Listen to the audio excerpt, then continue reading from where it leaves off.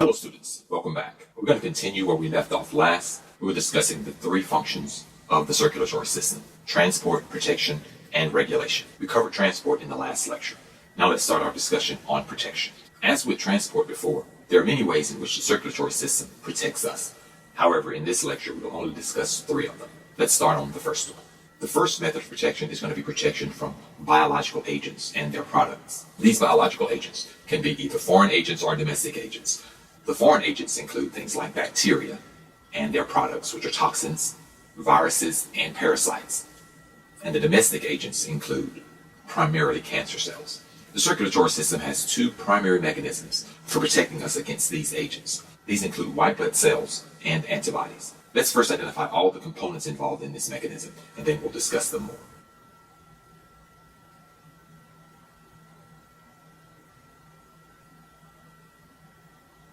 Here we've identified the biological agents that can harm us. We have bacteria and their toxins, parasites, and viruses. These are our foreign agents. And the domestic one, the one that comes from within our body, is going to be cancer. We must have mechanisms in place to destroy these biological agents and their components. And this is done using white blood cells and antibodies. Let's indicate those here. In our first mechanism, biological agents can harm the body. These agents include bacteria, bacterial toxins, parasites, viruses, and cancer. The circulatory system has two primary mechanisms for dealing with these biological agents: white blood cells and antibodies. And so this is our first method of protection.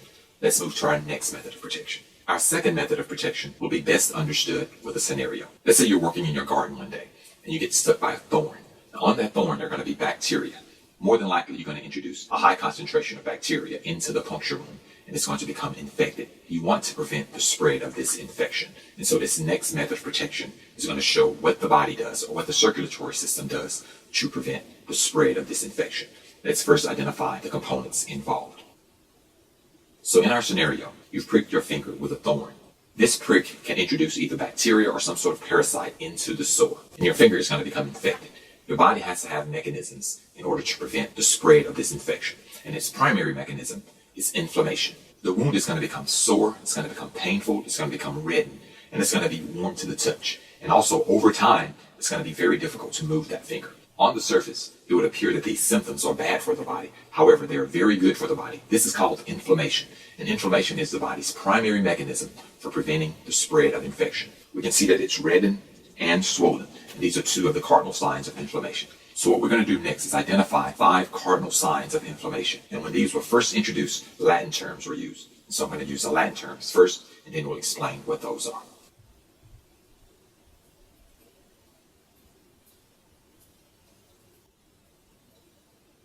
Shown here are the 5 cardinal signs of inflammation. The first one is dolor, which is pain. You have pain because there's lots of fluid going into the area, swelling the area and causing a stretching of the pain receptors.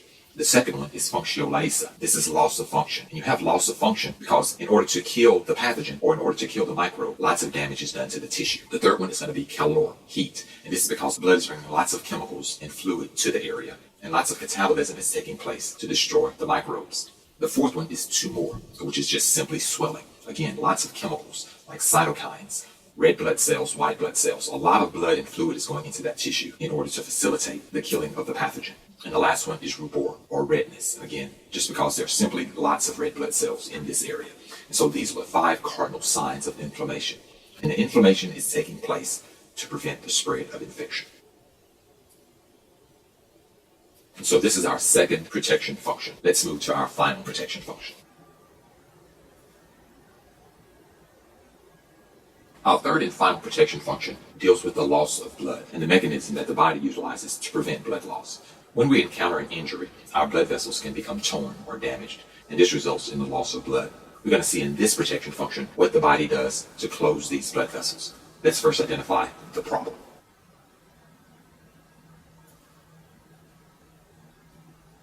Shown here is a blood vessel with the blood and its components. Now let's see what happens when the blood vessel ruptures. So in this situation, we have blood loss. So the body has mechanisms in place to decrease the amount of blood that's lost during vessel rupture and to also repair the vessel. Let's first illustrate what happens here. Before we explain how to stem the blood loss, let's first identify the components in the blood vessel.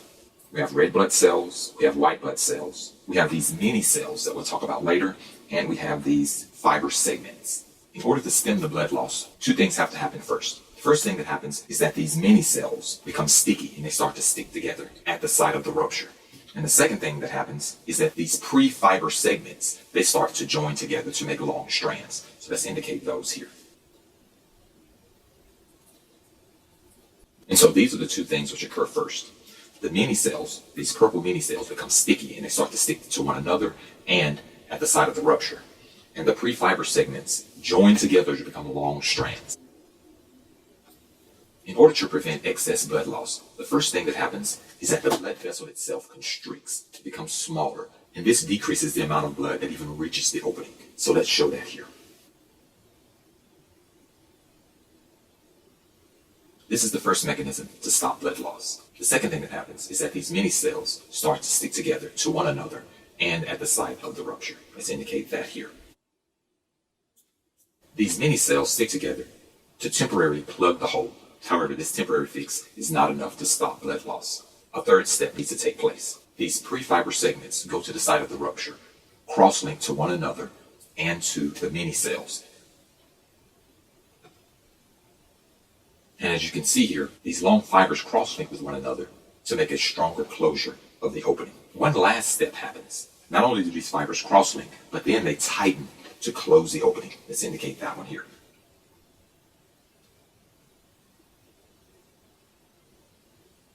And this last mechanism nearly almost permanently closes the hole. Now it simply just takes a matter of time for the vessel wall to heal itself. Let's list these 4 steps that take place. The first thing that happens is that the vessel constricts. The second thing that happens is that these mini cells plug the hole. The third thing that happens is that the fibers cross-link with one another. The fourth step that takes place is that these fibers constrict to pull the opening closed. And these are the 4 steps that take place to prevent blood loss, or to protect us from blood loss. The 3 protection functions of the circulatory system are all shown here, the ones that we will identify. The first is protection from biological agents. The second one is protection from the spread of infection. And the third one is protection from blood loss. Remember, we're identifying 3 functions of the circulatory system: transport, protection, and regulation. We've covered transport, we've covered protection. In the next lecture, we will cover regulation. So this concludes our discussion of the protection function of the circulatory system. And it also concludes this lecture. Hope that you learned a lot.